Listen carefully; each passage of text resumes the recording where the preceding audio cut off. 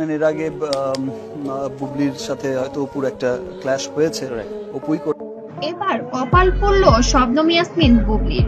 কি হতে চলেছে আবারও ঢালিউড পাড়ায়?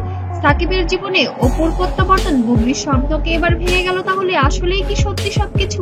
ঢালিউড কিং সাকিব খান তার জীবনে দুই নায়িকা অপু বিশ্বাস আর শবনম বুবলি। এবার আবারও গুঞ্জন ছড়াচ্ছে সাকিবের জীবনে ফিরছেন অপু বিশ্বাস।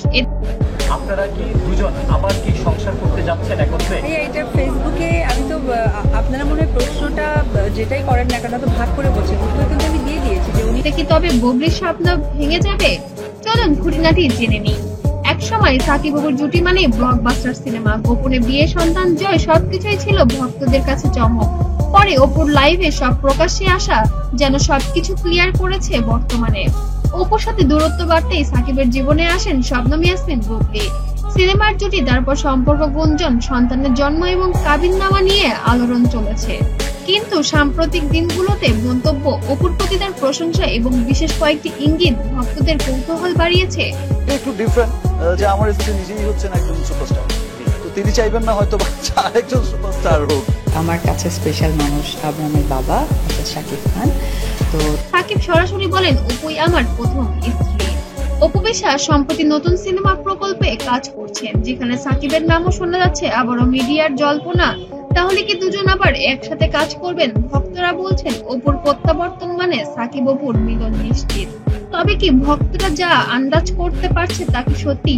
বাঙালিরা যা আন্দাজ করে কিছু সময় তা যেন কিছু ঘটে কিছু রটে, এমনটাই হতে চলেছে।